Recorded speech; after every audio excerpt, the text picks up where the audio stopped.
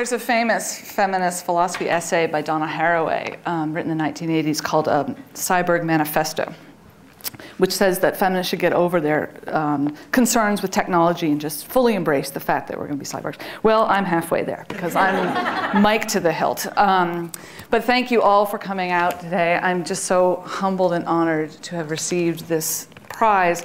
I've received so much support from Elon for my scholarship, from the Faculty Research and Development Committee to my dean, who, when I come and say, yeah, but this conference is really, seriously, this one is really important, has been very generous in supporting my travel. And my own department, who has always supported the work that I do, has always patiently listened to me as I work through it, and has joined in the celebration of my work as I join in the celebration of their many achievements.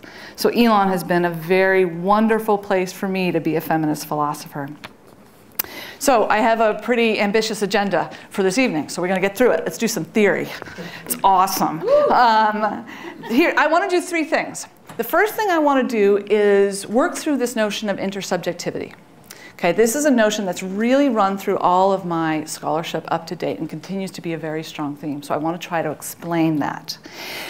Secondly, I want to give you a brief glimpse of some very, very young work. It's very nerve-wracking for a philosopher to share young work because we are slow. I like to say of philosophers, we are slow. We get confused before anyone else does. So someone else starts a sentence, well, men and women, and we're like, whoa, whoa, whoa, whoa, whoa. Very confused, I'm very confused. So I'm sharing with you some writing that I've done in my current sabbatical. So it is very, very young, but it uses intersubjectivity in, I hope, an interesting way. Second, I want to live up to the promise of the title of tonight's lecture by offering up a defense of big words and their importance. And finally, I want to conclude by connecting intersubjectivity, which you will all understand very shortly, to the notion of scholarship and sort of bringing us full circle there. So let's start by talking about intersubjectivity. Now, first of all, intersubjectivity can be applied in a lot of ways in philosophy. We can talk about the intersubjectivity of the experience of viewing art. We can talk about the intersubjectivity of architecture. Tonight, I mostly want to talk about intersubjectivity as a trait of human beings. I'm going to probably use the words person, self, and subject interchangeably, okay? Ignoring the fact that, in fact, philosophically, they all have radically different connotations. But for tonight's lecture, person, self, and subject, roughly the same. And intersubjectivity as a trait, as a hallmark of my model of the self. Okay, let's split the word into two to get a better handle of it. Subjectivity first. It has a lot of meanings in philosophical discourse, but I want to focus on two that are central to feminist philosophy. The first is the notion that each human individual is a particular site of emotions, perspectives, perceptions. Our common use of the terms objective and subjective can help us here, right? So we have objective claims, 2 + 2 = 4. I could argue about that. The philosophy department often does, Yoram, but Yoram and I are going to restrain ourselves and not argue about that right now. But we call that an objective claim because allegedly it's true for whoever says it, right? It has nothing to do with the particularity of the person. But if you have a claim like, Nicholas Sparks is a terrible, terrible writer. Okay, still a claim, but we can't prove it. It really depends on your preferences, what kind of writing you like. It's specific to you. So, when we refer to subjectivity, one of the things we're referring to is the particularity of each human being. But subjectivity in philosophical discourse also refers to the capacity to act, to choose, to move, to be something like a free agent. Okay? We can see this aspect of subjectivity in another dichotomy that we use, object-subject. Right? Where grammatically, and in some other contexts as well, the subject acts on the object, and the object passively sits there and receives the action. Not really. Again, that's what my last book is about. I would disagree with a lot about that, but that can get us to what we mean by subjectivity. The ability to act, the ability to choose, the ability to move. If we put those two connotations together, subjectivity refers to those elements of human existence that are particular. Your subjectivity is irreplaceable, irreducible, and those that give rise to the ability to choose, to act, to be free. The centrality of subjectivity to our notions of human dignity is demonstrated in the common idea that to objectify a person is a really, really bad thing. Right? It's bad to treat a person like an object, because to be a subject is better. And if we treat someone like an object, we've treated them as less than what they are. Again, I kind of disagree, but you see the point. Okay. So that's subjectivity. What about the inter? What happens when we take a prefix that means between and we add it in here? Encapsulated in this prefix is a philosophical claim that subjectivity, particularity, and the ability to move, the ability to act, the ability to choose, only arises from relations. Okay? And exists within relations with others. Now, you might see a bit of a contradiction here. Just a second ago, I was talking about subjectivity as individuality, as something particular.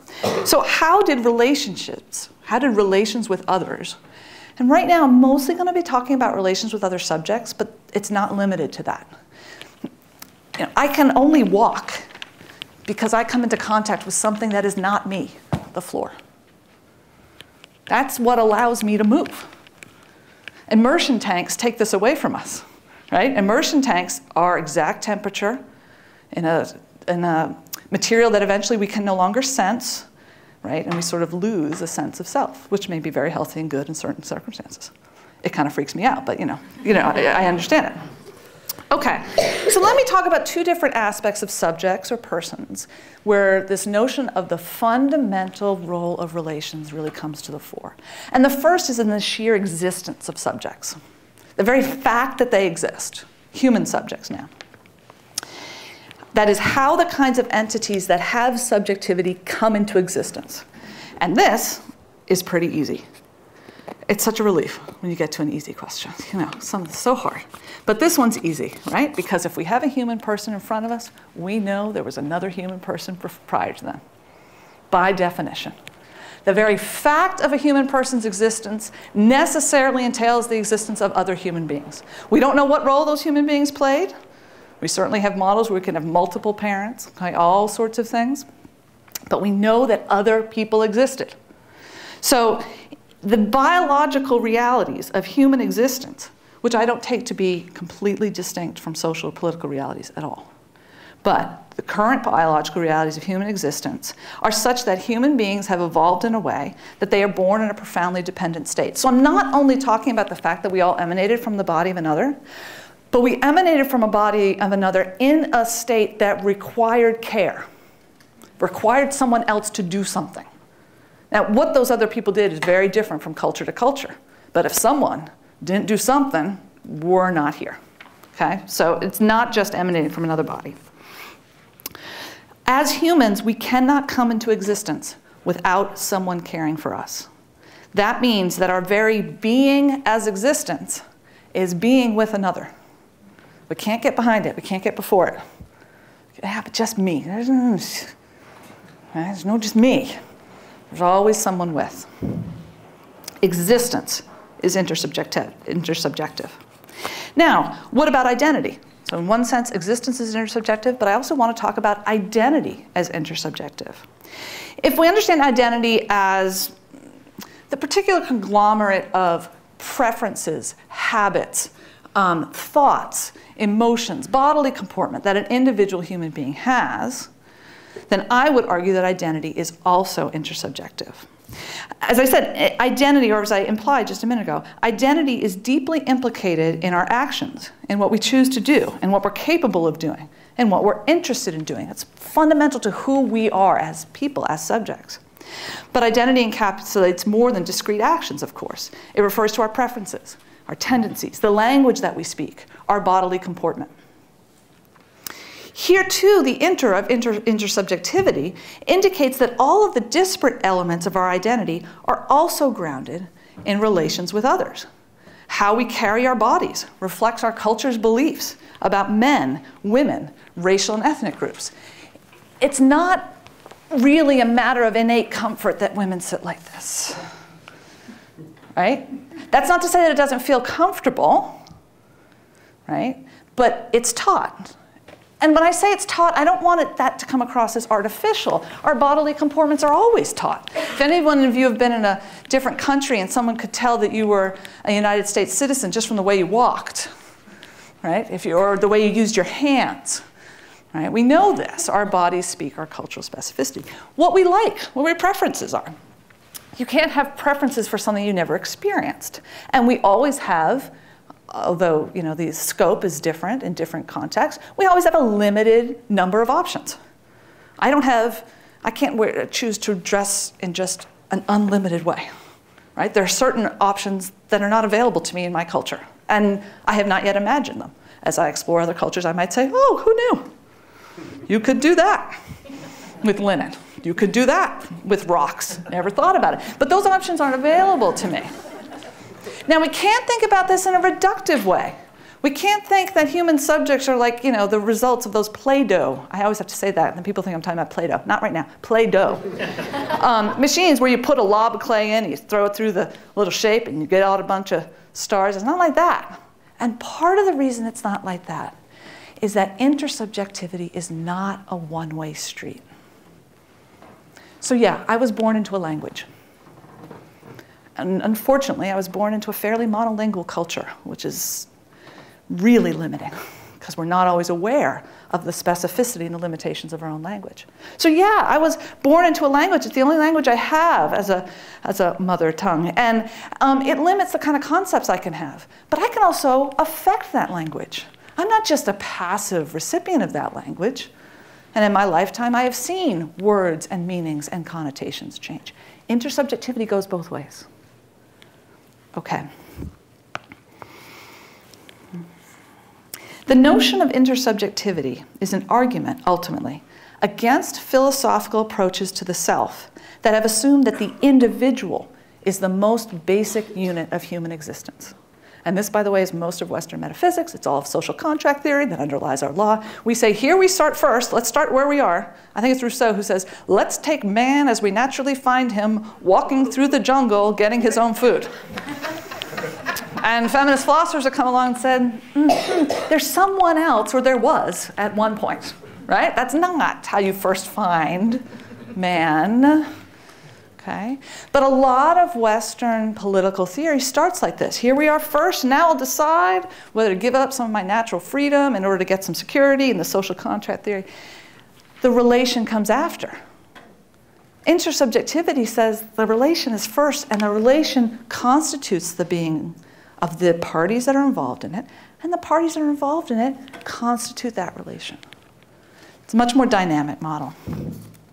So the concept of intersubjectivity implies that the most basic unit of human existence is the relation, and that the relation constitutes, at least in part, again, not in this reductive way, but at least in part, the being of the entities who are in relation. That idea runs throughout virtually all the scholarship that I've done.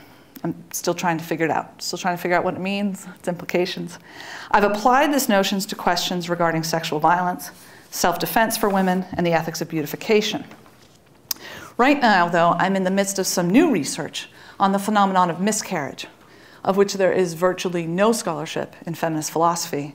And if there's no scholarship in feminist philosophy on miscarriage, that pretty much means there's no scholarship in philosophy on miscarriage. And so I'd like to describe how I'm using the idea of intersubjectivity to explore an experience that so many people who identify as female have had. It's remarkably common, but that very few feminist philosophers or any philosophers have written about and tried to understand. So, and you should be nervous. You should be nervous because bringing intersubjectivity into miscarriage for a feminist is fraught with peril, which is one reason why we haven't written on it. It's fraught with peril in a social and political climate, the likes of which I have never seen, that is undermining possibility for women's health, possibility for women's reproductive autonomy, and for which the various reproductive rights that feminists have fought for so long are so effectively being chipped away. So, you know, the stakes are not low. So there are a few pieces. There's a book that talks by Carolyn McLeod that talks a lot about miscarriage. There's one good article by Kate Parsons. There are a few articles that are not very good, but I find these two writers to be really insightful, so I'm working with them. But I end up concluding that McLeod and Parsons' approach to miscarriage is ultimately overly individualistic and does not sufficiently address the fundamentally intersubjective quality of both pregnancy and miscarriage. So I'm saying they've missed something here. This is how we work as philosophers. We're like, you got us there, but there's something you're missing. Let's try to fill that in. I then turn to the work of a philosopher by the name of Rosalind DeProse and her wonderful book on a notion of corporeal generosity. Yes, so good. And what DeProse is doing is she's trying to take generosity from something that people do or don't, choose to do or choose not to do. After they're people, you know, after they're subjects and after they're good and well established, they can choose to be generous or not, maybe should, maybe shouldn't. And she says that our very ontology, our very being as human subjects, requires corporal generosity. It's precognitive. It constitutes our being. We need the corporeal gifts of others, and we need to be giving corporeal gifts to others in order to exist. This does not mean that all corporeal gifts are okay. The corporeal gift can be forced. That's a violation of human dignity. But we are mistaken if we think we can live without corporeal generosity, DeProse says. And I think she's going to help me understand miscarriage. So now I'd like to read to you from an article in process, and I will be revising. I'll try not to revise out loud, but I am thinking of all the ways, all the ways in which I'll change it. Okay, so I write, if the model that I'm criticizing here contains an implicit kind of individualism, what would a more robustly intersubjective model look like? I would want to argue that from the moment that a woman becomes aware of her pregnancy, whether that pregnancy has been sought after or not, her identity becomes enmeshed with the fact of the embryo or fetus's existence. You should be scared. I'm gonna revise on the fly. The knowledge of the existence of the embryo or fetus launches a new set of possibilities for her identity. Some immediate, she now sees herself and starts to experience herself as pregnant, and some future-oriented. She now must engage with the possibility of adopting the identity of a parent. My point here is that the realization that one is in relation to an embryo or fetus is the inauguration of an identity project that must take into account the existence of that embryo or fetus. I have to use that awkward thing because you can become aware of a pregnancy at all sorts of different stages. Any decision made regarding that embryo or fetus is made by a subject whose identity is already marked by not just the quality of that relationship, but by the sheer existence of the relationship. And the emotions that are invested in that relationship, whether the emotions constitute excitement, anticipation, dread, fear, or despair, are the emotions of a subject who is incorporating this new bodily reality into her identity. Early in the article, I described the relationship that is pregnancy as co-constituting. It constitutes the being of both entities who are involved in it. The adjective, however, sounds overly symmetrical. It certainly matters, for example, that the two entities involved in the relationship are not both subjects, as philosophy has understood them. Embryos and fetuses lack many of the capacities and traits traditionally associated with subjects. What I mean by the term co-constituting, though, is that both entities are profoundly implicated in each other's existence. It would be incorrect to attempt to isolate the existence of the embryo and fetus conceptually from the existence of the pregnant woman, and not only in those months of pregnancy when the embryo or fetus would not survive outside the womb. This is a crucial point when in our current society we are thinking that we get at the reality of pregnancy by making the pregnant woman's body invisible. That's when we know what's really going on, when we make her body disappear and look inside. That's a problem.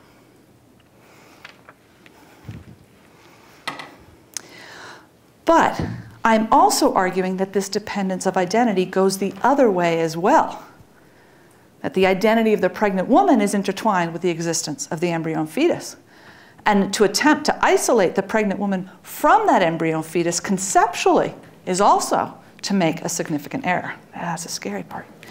The woman who realizes she is pregnant has no choice, I would argue, but to undergo a transformation of identity that is required by the fact of her bodily relationship with an embryo or fetus. Prose would say, our bodies are open and vulnerable to that which is not us. That's part of how we come into existence. That's part of who we are. You don't have choice about that. You don't have choice about that openness. You don't have choice about that vulnerability. That the transformation is required does not mean that it is predictable or determined. One such transformation, for example, could take the form of denial. A woman who has learned that she's pregnant may deny that fact and aspire to live as if she were not pregnant. This is not an uncommon occurrence. But this very state of denial and the energy that it demands, which is considerable, emanates from a relationship with the fetus. The pregnancy-denying woman has a different identity project from the ones in which she was engaged prior to learning of her pregnancy. An undesired pregnancy may inaugurate an identity project that involves terminating the pregnancy, an experience that may be marked with impatience, sadness, relief, or a host of other emotions. It's not determined. Or an undesired pregnancy may inaugurate an identity project that involves an eventual acceptance or welcoming of the pregnancy. That happens too. The point here that I am making is that the intersubjectivity of the experience of pregnancy is inescapable. Unquote. And then I want a little transition. Now, in the next section I'm going to read, I utilized de Prose's notion of corporeal generosity, which I've introduced to you. Again, that refers to the way in which human subject is necessarily involved with other subjects in the exchange of corporeal gifts, and that this openness to the other is fundamental to human existence. De Prose talks about injustice primarily in the form of which gifts we memorialize and which gifts do we make invisible. Which corporeal gifts are not described, or ignored, or hidden. Think of all the work that goes on at Elon in the wee hours of the night. That is unseen. That is necessary to the work that goes on in the daylight hours of Elon, but is so difficult to see. So that's one way in which she understands justice. Okay. As I said, there are some corporeal gifts we can refuse to accept and refuse to give, but we cannot live without giving and receiving corporeal gifts of some kind. So back to my article. If corporeal generosity is central to the phenomenon of pregnancy, and if corporeal generosity is understood as necessarily intersubjective, such that the exchange of gifts transforms everyone involved, such that the beings involved in the giving and receiving of corporeal gifts are constituted by that giving and receiving, then miscarriage may be understood as the unexpected cessation of that process of co-constitution. Perhaps it has the uncanny violence of a thrown punch that is unexpectedly dodged. It's one of the most dangerous things that can happen in a boxing match. Is if you throw your body out there expecting for it to hit another body, and then that body isn't there, and that energy is thrown. It's incredibly exhausting. It's one of the most tiring things that can happen in boxing. It's incredibly damaging. I'm starting to think of miscarriage like that. Because, and I haven't emphasized this enough, intersubjectivity is about difference. It's very hard for me to know that I exist or who I am without beings that are different from me to tell me where my body stops, for example. Or to show me that I didn't know it, but I was dealing with a Western metaphysics that really assumed a gender binary. I don't know that until I come into contact with someone who doesn't, with a system of thought that doesn't. Then myself is revealed to me. Well, if pregnancy is the inauguration of identity project in relation with this other, and that other is suddenly absent, it's like the step that's not there. Or it's like being in a car, and you and the car are different, right? But you're going the same place, and you're going in the same direction, and then suddenly that car hits something that you don't, and you keep going. And that's unnerving, that's disorienting, and you may not know who you are right then. Or because I don't want us to get stuck with metaphors of miscarriage that emphasize loss and suffering. Not every miscarriage is a tragic event, especially historically. They were primarily described as a blessing in certain centuries when childbirth was so dangerous to women. So we can't have a metaphor that's only dangerous. So I thought, I don't know if any of you have done this when you were children, but if you ever stood in a doorway and pressed your wrists, if you haven't done this, you're going to go home and do this tonight, and you press your wrists really hard for, I don't know, a couple minutes, and then you step away from the doorway, and what you'll find is that, and probably Elizabeth, you could explain to us why this happens, your arms raise, somewhat involuntarily. Okay, well, maybe miscarriage is something like that. Expected there to be a limit there, and then there's no limit there. One of the things that we've got to figure out as feminist philosophers is the phenomenon of a miscarriage of an unwanted pregnancy. That's a very complex thing. In fact, with all miscarriages in our culture, we have a very impoverished emotional language that people are allowed to express. And, by the way, there's a very short window of time that you're allowed to talk about it, and a very few people you're allowed to talk about it with. And you basically got three options, I argue, in this paper. You've got, it's as devastating as if it were a full-term baby or a 1-week-old baby or a 2-month-old baby. You've got that option. That's most of miscarriage support groups in most hospitals that usually implicitly adopt the symbol and the language of the pro-life movement. So you got that option. Or you've got the, don't worry, you can have another option. This is a lot about what Carolyn McLeod's writing about, saying to healthcare workers, yeah, don't say that, because that's stupid. Okay, so you got the it doesn't really matter option. It was so early. You can have another, you're young, you're healthy. There's that option. And then there's the option if it was unwanted, like, ooh, you lucked out. None of these are sophisticated or nuanced enough to reflect women's experiences. We got to come up with some better ones. Okay, this model of miscarriage allows us to frame the phenomenon not as the loss that an individual suffers of something, which is mostly how we think of it. I lost something. I, as an individual, lost something outside of me, different from me. A fetus, a baby, the imminent promise of parenthood. But rather as the cessation of a specific identity project that required another that is unexpectedly made absent, and whose leave-taking involves a variety of often painful, sometimes lengthy physical ramifications. We don't know this either because we're so silent about miscarriage. We think that miscarriage happens in a day. Anyone who's had a miscarriage knows that that is very unlikely.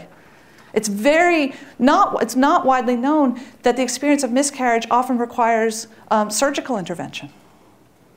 We don't know that. We don't know that it can go on for weeks or months. Trying to get a friend of mine to work on miscarriage and time. I think it's really important. Okay. The leave-taking of the other throws into question the identity that had been under construction, whatever that identity project had been, however it had been in flux, leaving the woman often in an emotionally, psychologically, and physically liminal space. You know the joke, you can't be a little bit pregnant? Yeah, you can. You actually really can. There's a lot of ways of being a little bit pregnant. And again, when there are states that are considering laws, I think this one luckily got changed in Georgia, but they were considering a law that would require a woman whose fetus died after the 20th week of pregnancy to do nothing until she naturally went into labor.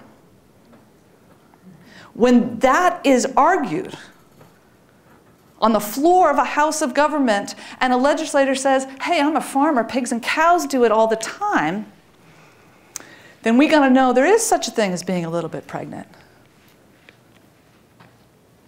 And it can be fraught in a variety of ways.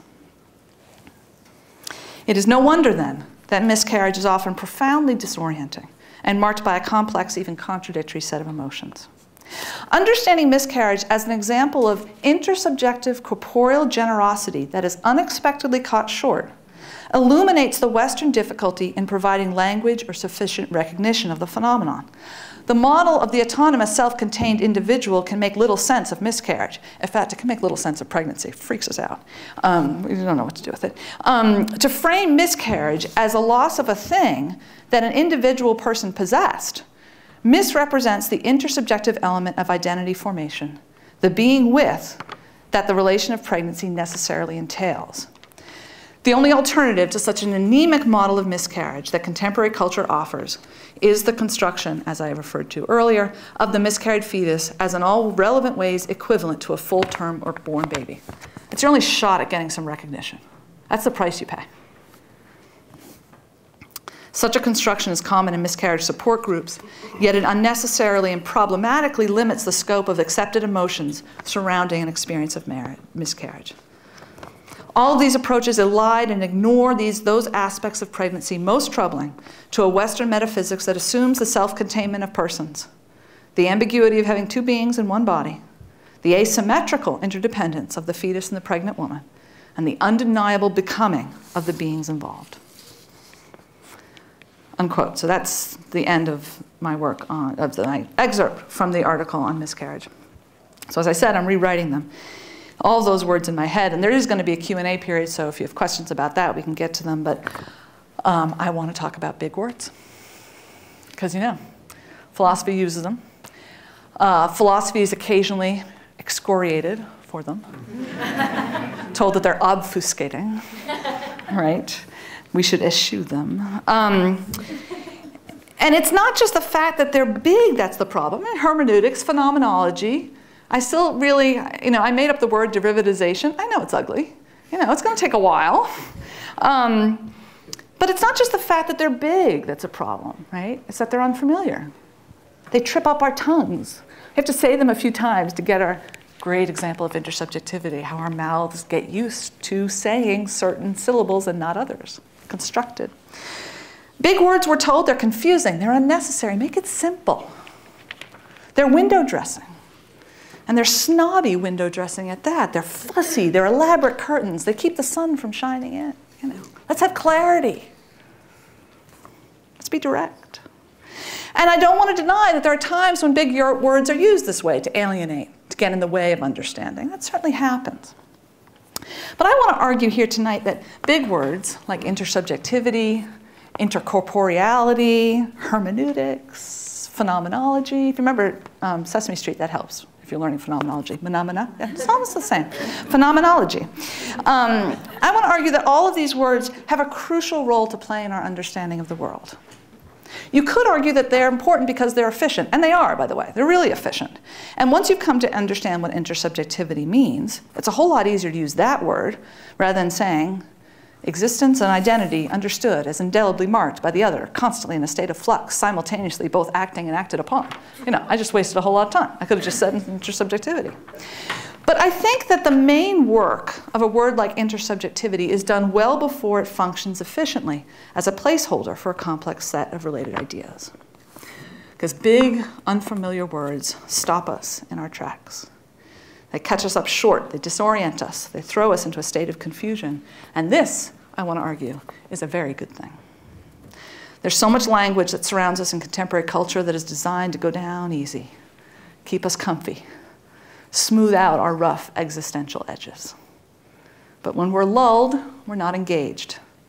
And even if the meanings and values that construct our world, drive our political and economic systems, and frame our relationships were ethically unimpeachable, and I put it to you tonight that they are not, still, it would be an abrogation of our intellectual and ethical responsibilities to leave them unexamined. When big words cause us to say, huh? They demand that we take up the task of making meaning. If you like, they make us think. But they do more than make us think. They carve out new spaces for thought by making the familiar strange and the unfamiliar possible. They give us new conceptual tools that we can use to recognize aspects of our world that have gone unremarked, patterns of living that are difficult to perceive precisely because they're so common. Once you have a new concept like intersubjectivity under your belt, you can use it in a new context, on a new phenomenon or situation to make new meanings. And in fact, I'd like to fulfill my third goal of my talk this evening by doing just that, and by asking and then attempting to answer the question, how can this idea of intersubjectivity challenge and transform our current understandings of scholarship and scholarly achievement? You know, with some exceptions, we tend to think of scholarship as something that individuals do. Right? As professors, if you students don't know this, this is what we do every year. We list our accomplishments. We each have our own little self-evaluation. We list all of the things. We list our articles. We list our musical pieces that have been performed. We list our books. We list all our blogs. We list all sorts of different scholarly products. And in conversation with each other, we might say, ooh, what are you working on? Oh, what are you working on? Okay, we each have our own we act as if we each have our own research agenda. And then we, of course, give prizes to individuals. When we imagine scholarly work, we're like, oh, what does it look like? We tend to come up with images of solitude. The writer working alone at her desk. Remember Virginia Woolf? We all need a room of our own. The historian sifting through dusty stacks of documents in the archives. I mean, this is like my idea of romance. I think that's awesome. The composer trying out phrases in a piano, seeing if it works. But they're usually alone, right? The one exception is the scientific laboratory, which is often bustling with a lot of people. But it's hierarchized, isn't it? From my dim understanding of it. It's hierarchized, which is another form of individuation. But does it really make sense to think of scholarship as something that is primarily achieved by an individual? When I do philosophical scholarship, I take up tools that other philosophers have developed. Sometimes I take up those tools to criticize them, to point out their weaknesses and their flaws. Sometimes I take up those tools to elaborate upon them or apply them to new situations. I cannot do philosophy in an intellectual vacuum, and I cannot do it by myself. They don't need to be alive, by the way. We don't care about that in philosophy. You know, they can be, but I need others to talk to. To be a philosopher is always and already to be in relation with other thinkers. And it's important here, I want to distinguish intersubjectivity from interdependence, because in some elements of our culture, we're very comfy with interdependence. I think interdependence is just as individualistic as anything that came before it. And let's talk about this in terms of a scholar. Remember what I said about intersubjectivity, about existence and identity, the fact that I exist and who I am, okay? It's not just that I, as a scholar, am dependent on the work of others and they rely on mine, because that still keeps us defined as separate from each other, engaged in some sort of exchange that maintains our individual existence and identity. Intersubjectivity goes further than this. In terms of my existence as a scholar, it would entail a recognition that I could not be a scholar without the prior actions of others. That my very existence as a scholar necessarily speaks of the work that others have done. And indeed, this is true, and acutely true, for feminist philosophers. I am terrifically aware of a generation of women, I'll just mention a few, Iris Marion Young, Sandra Harding, Eva Fieder-Kitay, Lorraine Code, countless others, who about 30 years ago started founding the recognized subdiscipline of feminist philosophy. That's not to say that things that are feminist philosophy weren't happening before, but they weren't at all institutionalized or recognized. These women, many of whom I know, created institutional homes for feminist philosophizing. They created undergraduate and graduate classes. They created graduate certificate programs. They created conferences. They started the journals in which I publish. And every year, the life of one of those women, one of those trailblazers, comes to an end, and I'm reminded of my debt. It's an interesting thing to see the founders of one's discipline start to go. And because it's a relatively short discipline, they're not distant from me. I took classes from them. They've been at conferences that I've been at. They're not abstract, and they're starting to go. So my very existence as a feminist philosopher could not exist without the work of these trailblazers. Now this is a slightly different question. It's not that I'm dependent on them. Do you see the difference? It's not that I am who I am and I need some things from them. It's that without them I can't be who I am. I can't exist. It's slightly different when it comes to my identity as a feminist philosopher, which is more tied up in the particular questions I'm interested in, the particular ways in which I go about answering them, how I write, how I think, how I teach. Yet here too, the other is necessarily marbled in. As I said, for me, to be a scholar is to be in conversation with other thinkers. And the contributions that other thinkers make set my thinking off on different paths, help me to see where my writing could be improved, challenge me to be more precise and more creative. And this is as true for thinkers whose analyses I hold to be deeply insightful as it is for those whose analyses I find to be deeply wrong-headed. Where would I be without some foils? I mean, it would be terrible. You know, you need the foils. The intersubjectivity of scholarship means that the scholar is never self-contained, but both emanates from and always remains in relation with others. The figure of the scholar does not precede these relations. It's not the case that one is or becomes a scholar and then goes and joins the discourse and joins the conversation. The joining is the becoming, and the becoming is ongoing, which is to say, I am only a scholar to the degree that I continue to make my work vulnerable to the thoughts of others. And I don't only mean that I subject my work to the scrutiny that is peer review, although that's certainly part of the process. I mean that in a very profound way, I cannot bring my work into existence by myself. It gains its meaning in a community that exceeds me. So a year or two before I entered graduate school, and I'll conclude with this little story, I was living at home with my family of origin, helping them through a time of financial instability. And my mother asked me, what would you do if money were no object? At the time, money was very much an object. But what would you do if money were not an object? And I said, you know, I would read, and I would write, and I'd try to figure some things out. I didn't have the concept of intersubjectivity under my belt at that point, so I didn't know enough to say, with others, with my students, with my colleagues, with other scholars. Now I know that that is a crucial part of it. And Elon has, for the past 13 years, provided me with a place to do the work that I love. And I am more than grateful.